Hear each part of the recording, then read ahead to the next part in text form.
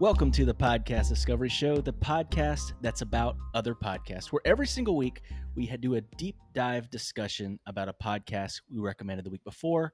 At the end of this episode, we're going to recommend another episode, and that's what we're going to talk about next week. I'm Kirk. I'm Zach. And we have a special guest.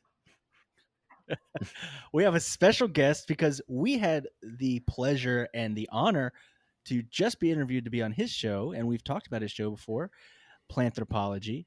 We have the host and also the one that recommended the show this week, Vikram. How's it going? I mean, like we haven't been talking for the past 2 hours. Yeah. You know, whatever. We're doing good. It's fun. Yeah, gosh. It's funny how that worked out, though, because it was like, Kirk was just like, hey, do you have a minute? Like, let's just talk about it. So that's pretty cool. Yeah, no, and I don't really know of a time we've done this type of situation. So it was a great idea. We're pumped about it. It's like very specific. Like, it's a very specific situation. Yeah, it really is.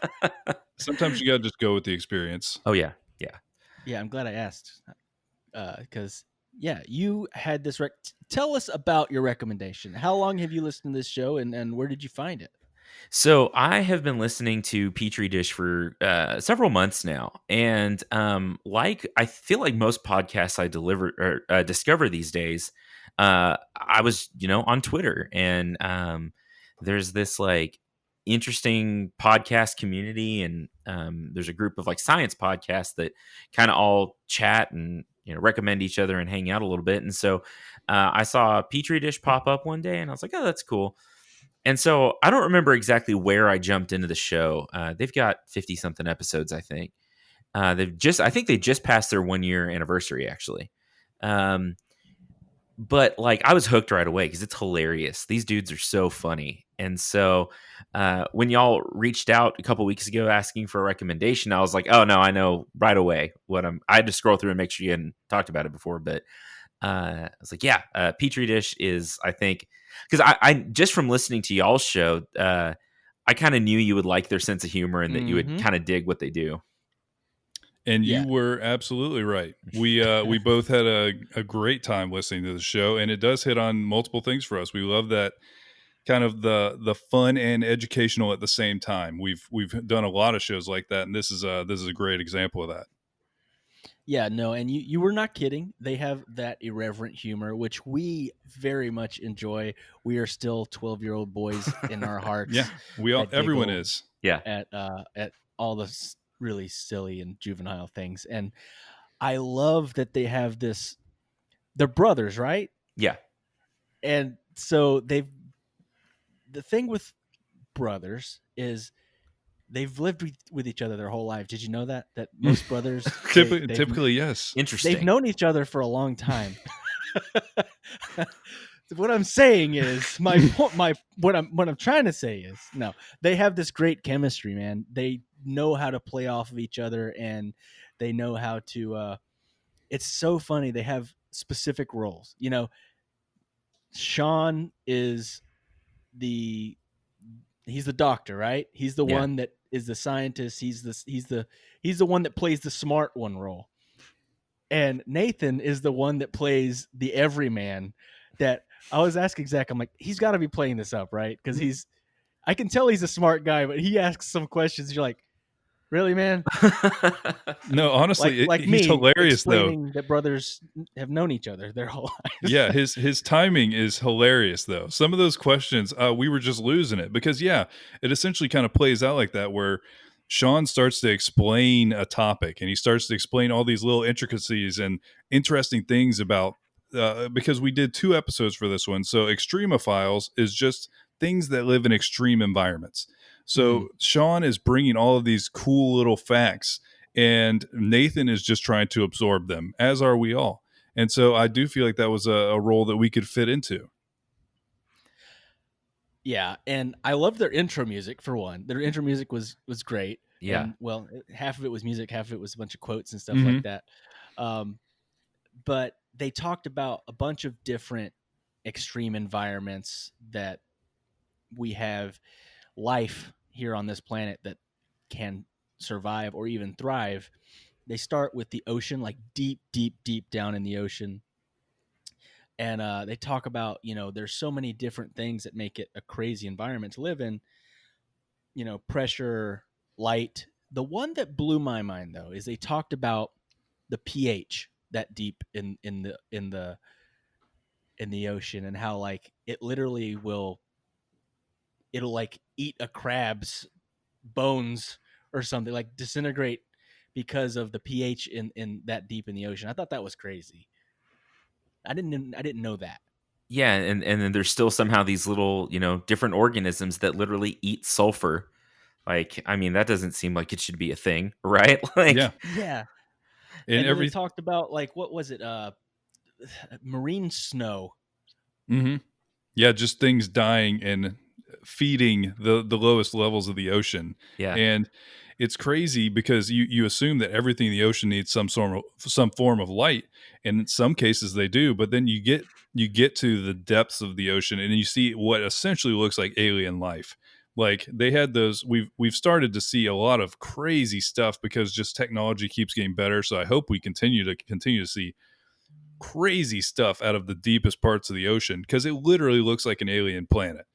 These things do not look like anything else I've ever seen. And you get like those documentaries like Blue Planet and stuff like that. And sometimes they'll just go down there and you'll just see this whole world that's so close to us, but so far away. It's so wild. And sometimes they show some of these animals and I'm like, you know what? I'm glad that thing's at the bottom of the ocean. Yeah. Like, it's scary. It is scary. I do feel like those animals have a much scarier presence. Just their general demeanor looks much scarier. And I don't know if I don't know. It's just the harsh environment. I think they're just rugged creatures. Yeah. They feel so alien because, I don't know. There's just something about these new, they look scary and they're so far away. It feels like on those documentaries that they're like in space, but they're literally in the ocean. And it's like you see some of these fish and you're like, that fish has extra parts. Like, you pull a bass out of a lake and you're like, okay, I can recognize everything I'm looking at on this fish. I'm like, no, that one's got a headlight. What's going on? I can see all the way through this one and see all of its insides. Something's not right. Yeah. I also love that it's kind of always been that mysterious thing, because literally if you look at like mythology, it just in a lot of cases points to a real animal. Like you look at like a kraken, and then they talked about like colossal squids. Is there no chance that there was a pirate ship that saw one of these squids and then like they all came back and like, oh, these idiots saw some giant sea octopus? Like it's crazy that it's always been and still is this kind of mysterious place that almost is so mysterious that it goes into mythology. And so I think it's always going to be fascinating. Yeah, it's like one of the only frontiers in the world that still has not been very explored, because some of those places we still can't get to, at least at a large scale. I mean, we can send one thing really far down, but it's so vast and so huge, we can't explore all of it. There's so many creatures that we have not found when it comes to the ocean, especially deep ocean. And again, like I've watched enough sci-fi and like horror movies that I'm like, maybe we should just leave some of those things alone. They can just hang out down there. It's like, you stay down there and we'll have our we'll have our space and it's okay. Yeah. It definitely is and yeah, I think that kind of plays into the mythology a little bit. There's a lot of fear about just kind of the infinite like blackness. It's not actually infinite, but like just the unknowable under the surface. Because I mean, you look at even as far back as like Jaws and things like that. There's something to it. There's something to like exploring the oceans. But then they also talk about like the lava crickets. And it's I got one more thing before we get out of the ocean. I want to talk for a second about Nathan's theory about whales. Okay, first of all, are you questioning this theory? Is this not like scientifically backed? Vikram, you're our resident scientist on this episode.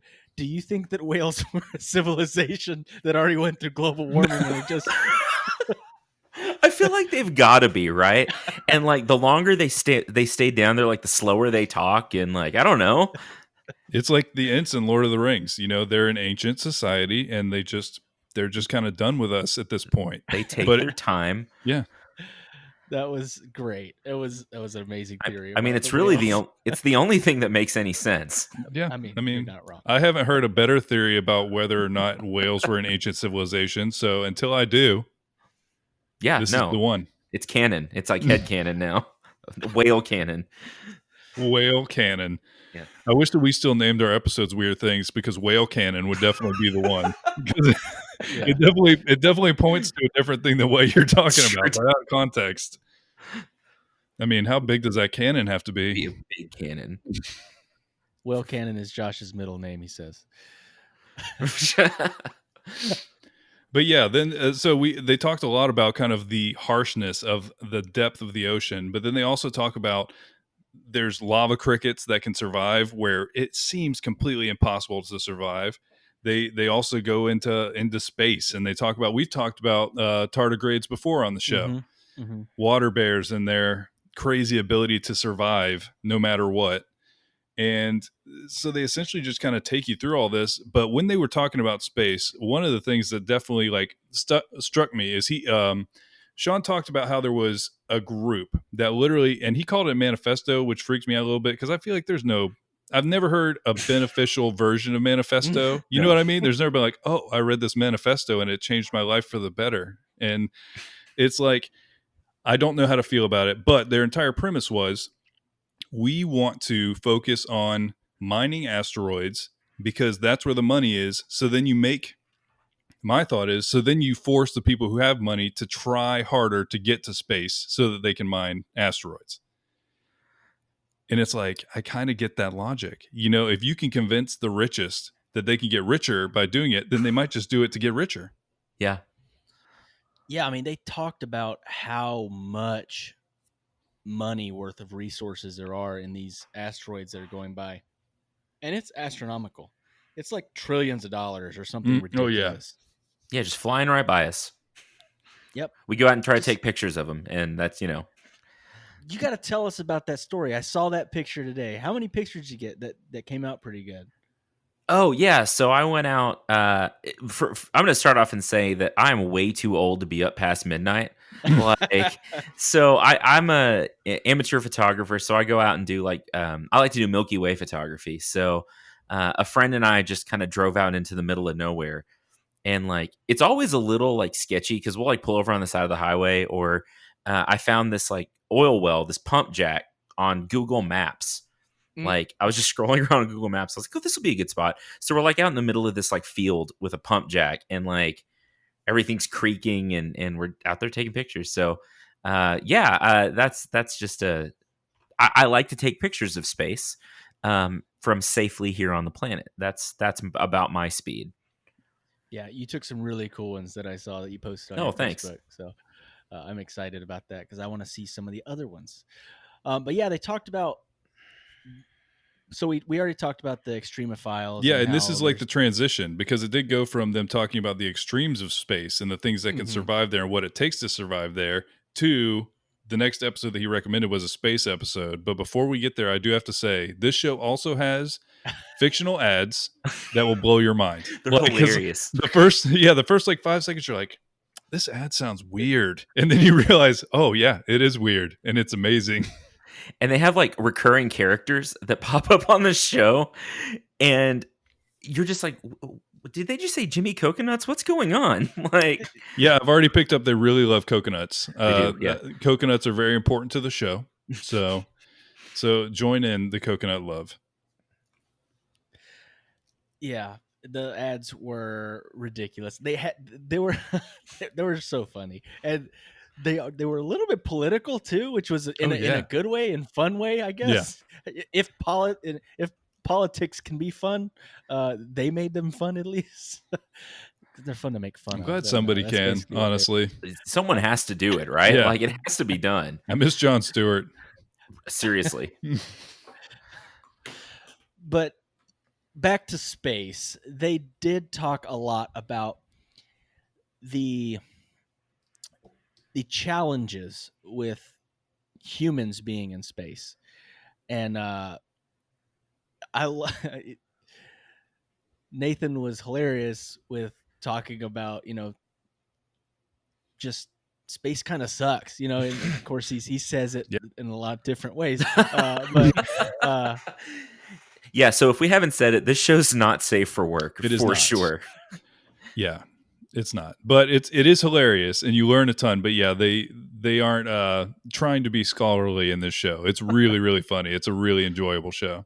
It's one of our favorite things though, because we learned stuff, but at the same time you're having a good time and laughing, and you don't know you're learning stuff. So that's the secret. That's our favorite kind of learning. It's like hiding the medicine in your dog's like food. You have to hide it in something so that you take your medicine. It's science wrapped in cheese. That's exactly right. Petri Dish is a heartworm pill wrapped in cheese. There you go. See, and I mean that's the best review I'm sure they could ever have hoped for. I think absolutely. But so they talked about like bone loss and muscle atrophy. Did you know, Zach, that the Bowflex was made from NASA? I didn't know. I did not. I assumed that was made by some kind of a con artist who wanted to go on to daytime TV and try and sell workout machines. I know. I thought it was Mr. Flex or something like that. Mr. Flex made. It's like, I need to name this after myself. This is the Bowflex. Yeah, Twigs thought it was made by Chuck Norris. But it was Chuck made Norris by did Chuck do those, Norris. didn't he? I think It was made so. by Chuck Norris when he worked for NASA. Is what happened. Oh, okay. So now it makes sense. Now I understand. But it is crazy the human body's reaction to being in low gravity or zero gravity. It's actually kind of terrifying.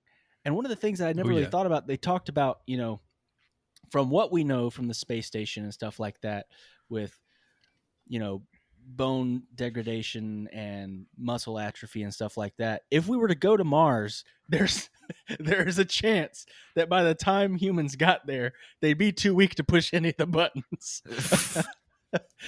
And I'm hoping they would address that. They would know that was, well, my favorite thing was, this was maybe my favorite Nathan question was like, so after 10 months, you'd be 100% bone loss. You'd have no bones anymore. It's like, yep. You would just be like a jellyfish, I guess. You just fall over. No, but it is crazy to think that literally everything about space travel is hostile, like actively hostile towards humanity being there. Like we live in our very special place that has protected us from everything that will murder us outside of our atmosphere. Yeah, as much as the deep ocean doesn't want us there, space really doesn't want us out there. Oh no, space does not want us at all. And I get it, because we're doing a really bad job here. It doesn't want us there. We've already left bags of crap on the moon. I mean, literal crap. So we're already doing the things that we know we shouldn't be doing here, and we're taking it everywhere.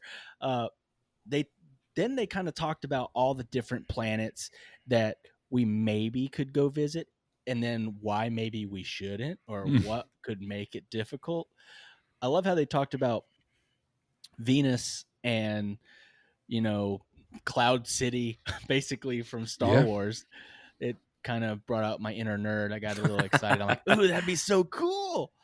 I want to go to Venus and visit Cloud City. That would be amazing. All right, what's your favorite space movie? Oh man, this should be easy, right? Like, but there's a lot of them. I really like them. So it's going to be hard to pick like one. One I really liked was Firefly. Oh, yep. Serenity, I guess, was the movie. Yeah, the movie and the TV show. Honestly, it's all good. 13 episodes was not enough. I was not sad when that. I really like.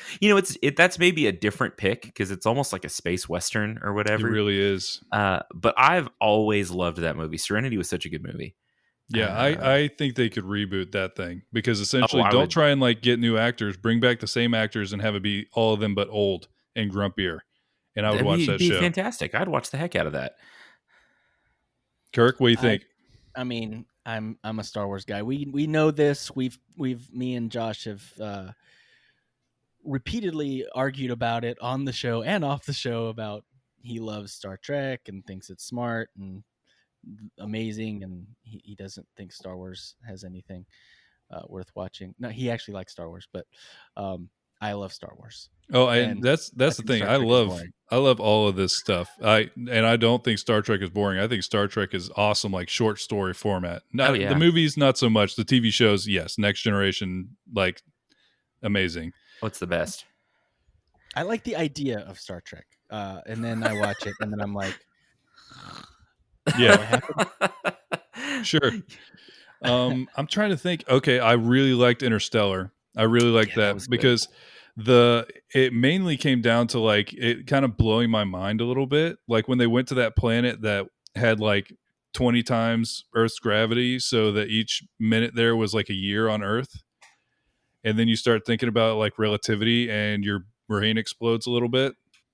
Yeah, I mean, it's really confusing. Even like the space station, it goes around so many times in a day, and when you're on the space station, you're multiple years older by the time you come back from a few months. Or a month or so. It's crazy. It kind of blows my mind. Yeah. Oh, another one. This is not a movie. But The Expanse. If you haven't watched The Expanse, it is so good. It's so good. And I read the novels too, and I really enjoyed those. And I think that like it's one TV show that I think lives up pretty well to the novels. Yeah, no, I haven't read the books, but the show is really good. I definitely enjoyed Vikram, it. I have a question for you from the live stream. Okay. Vlado had a question. He said, "What was the science Twitter community where you found this podcast?"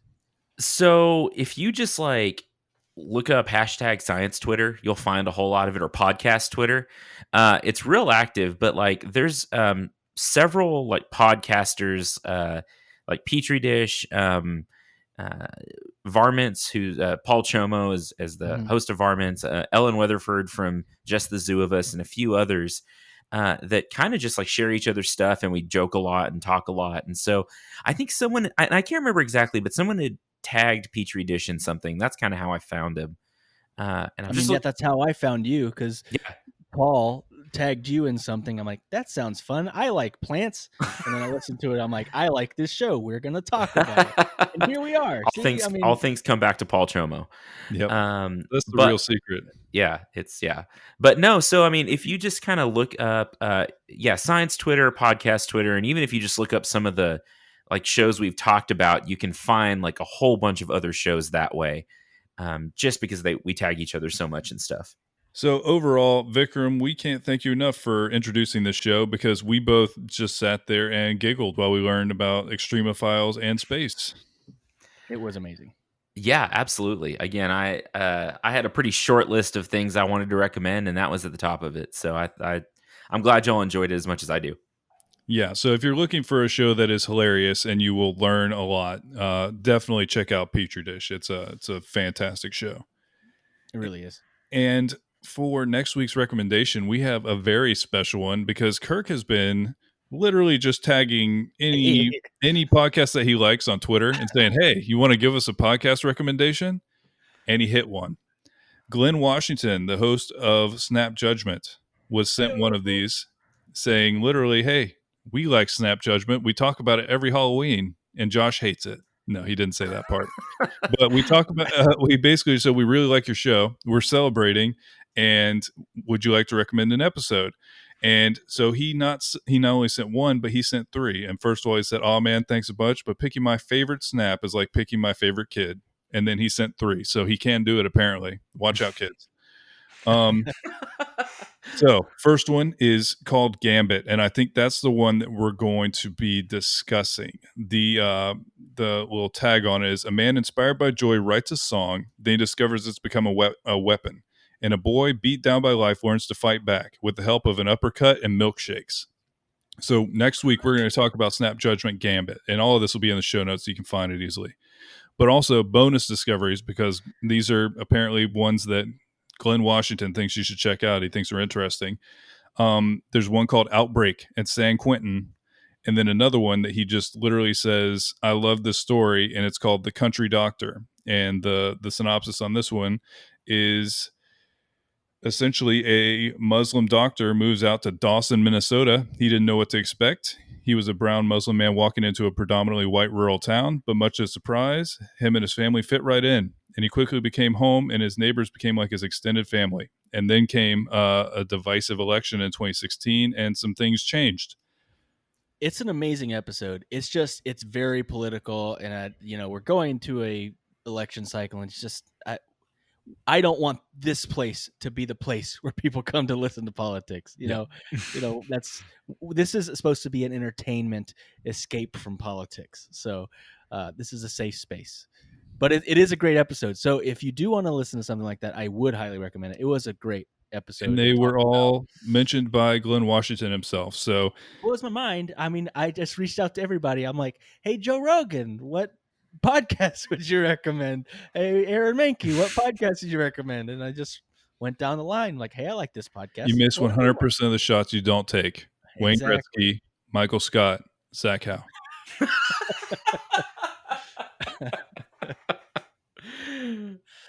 Well, Vikram, thank you so much for your recommendation. Thank you so much for spur of the moment being on the show. Yeah, we really appreciate it. And again, thank you for having us on your show. And if you're listening to this right now and you have not listened to Planthropology, do it. You need to. It is amazing. Well, thanks. And it will, if you're not already, it will make you a plant person. Mm-hmm.